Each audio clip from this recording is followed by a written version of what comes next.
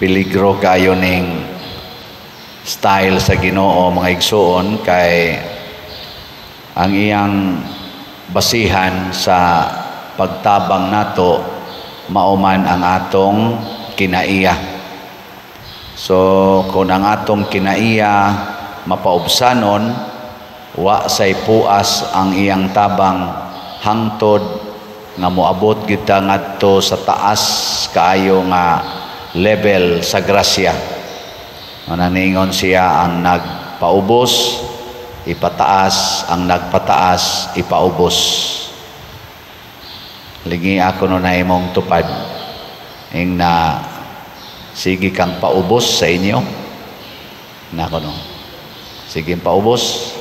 Unsa may kinaiya niining mga mapaubsanon, una muangkon sa iyang sala. Kanang kusog kayong manaway sa iyang isig katao, kusog kayong mubiay-biay, kusog kayong mutanaw sa sala sa iyang isig katao, mapahitas o na. Nya kanang kusog kayong muangkon sa iyang sala, mapaubsano na. Sa mga kandidato nato ron sa eleksyon, naabay mga nangangkon sa ilang sala, naabay kusog muangkon, kanay atong butaran nya kanang di gyud mo angkon sa sala, kusog nung kayong mamasangil, kusog kayong murason-rason, ilag yung tabunan ilang sala, adin alang taana kay ipaubos man as Ginoo, maapil tag kaubos. Sa dagko rong team Marcos o team Duterte, kinsa Manila ang kusog mo angkon sa ilang sala, maunay atong pilion. Ang katong team nga kusog kayong mo tabon sa ilang sala, adi na lang sana nato pilion. Niingon diri sa atong unang pagbasa, unsa may buhaton ko kanimo o Israel, nga ang imong gugma nako mura ra maggabon, mura ra sa giyamog sa buntag mahanaw. Kani bitang atong style ba nga ug naatay panginahanglan ampo nya ug wa na gani, wa na sad dili na siya mo isakto. So ang ikaduha nga quality sa usa ka or kinaiya sa usa ka mapaubsanon, ang gugma niya sa Ginoo kanunay. Bisan pa og naa na niya ang kasakit, kanang dunay iampo nga dili murag wa dunggas Ginoo, murag wa gihatag sa Ginoo, na pagani usahay ang atong pagampo tuwa gihatag sa atong silingan. Magampo ka nga ang imong bana mabuutan, adto na nun magbinuutan sa silingan, nya kusog nung kayong mga saba nimo. Magampo ka nga ang imong asawa musamot ka sana mo mabuutan unta, dili magsigig yaw-yaw na pero tinanong yaw-yawana. Mas maayo pa ngadto sa silingan kay magsigi pag smile imong asawa, pero anha nimo yaw-yaw de, singhag dayon. Dawata lang, higugma lang yapon ang Ginoo. Mao na kun ang atong gugma dali kay mawa, pantunon tas Ginoo. Kay matud palagi niya diri, ang akong gikinahanglan mao ginang gugmang way paglubad. Dili halad, nang sige lang taghalad sa Ginoo. Mga bisang ka na inyong pagpalit og slot pero arang-arang na sa mapalit kag slot, pero di day gyapon na kay mutas Ginoo, basta mulubad-lubad ang gugma. Dili kuno halad nga sunogon, kanang ato bang sunogon sa ila style sa unas mga Hudiyo, sunogon man parang aso musaka. Ang gikinahanglan niya kahibalo bahin sa Dios. Kana bang mahibaw ta hain ang Dios og unsa ang Dios? Lingay mong tupad na naay Dios sa inyong silingan. Naay Dios sa inyong silingan. Mayo kay na. Ang atong tubag sa Salmo nag-ingon sad, ang makanunayong gugma dili sakripisyo mao ang gipangayo sa Ginoo. Permanente, makanunayong gugma. Kana bang may kining pagka-explain ang makanunayong gugma diha sa saad sa kaminyoon? Kana bang moingon kang sa kasakit ug sa kalipay, sa kahamugaway ug sa kapitos, sa sakit ug sa maayong panglawas, hangtod ang kamatayon mobulag kanako. Kining atong kinabuhi dinhis kalibutan, di gini magpadayon kung dili ta maghigugmaay. Ya ang gugmang tinud-anay sulayan gid na, tagaan gid na siya og mga gitawag natog mga kanang hindrances ba, mga babag. Mao na nga kadtong bulahutay mauto siya mahimong bulahan.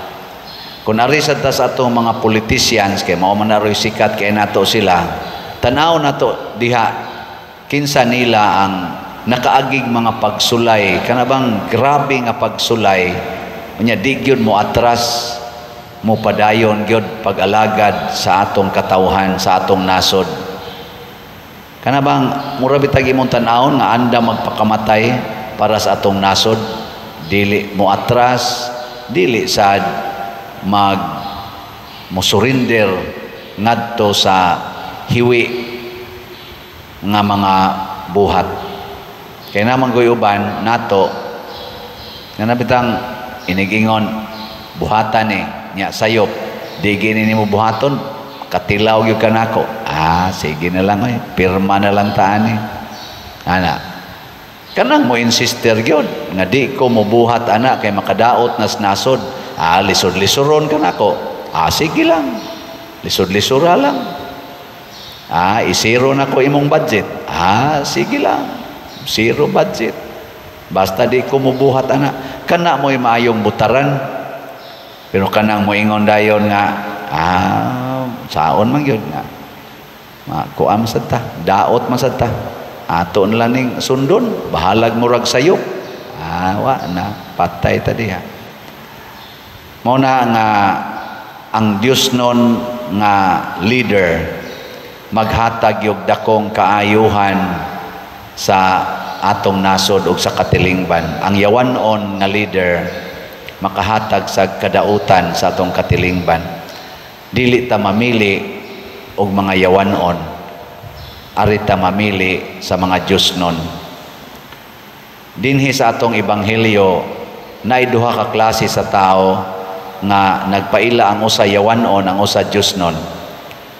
Pulos sila naa sa simbahan, pulos sila naa sa templo, pulos sila nagampo sa Ginoo. Unsa may inampuan sa yawanon nga tao, kaning Pariseo, nagsigig daig sa iyang kaugalingon. Feel kay niya nga sa iyang pagbinuotan, sa iyang pagampo, dili siya himabay, dili siya sugarol, dili siya kobrador sa buhis. Nagpuasa siya duha ka adlaw kada semana. Feel kay niya nga pwede na gid siyang moingon sa Ginoo, I am the best. Kana bitang magsikag daig sa imong kaugalingon at tubangan sa Ginoo, tan-aw sa Ginoo nimo ana, yawanon gyud ka. Tanawa ring Diyos nun nga tao, ang kobrador sa buhis. Unsa may iyang kinaiya, nagpamukpok siyang dughan, dili gani mo tan-aw sa Ginoo ug moingon ra gyud siya, O Dios, maluoy ka kanako nga usa ka makasasala, angkon sa sala, dili ko takos. Og ato sa ni ikuan sa atong kaugalingon, Lord, di ko takos mangayo nimo grasya kay makasasala kay ko, kaluy ilang ko.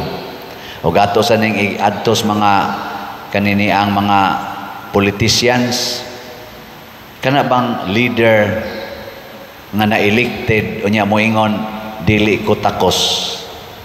Nya ang iya dayong himuon magbuhat siya mga nindot, nya dili niya isigig publish ang iyangan ug ang iyang naong isip maoy author ni anang maong mga projects.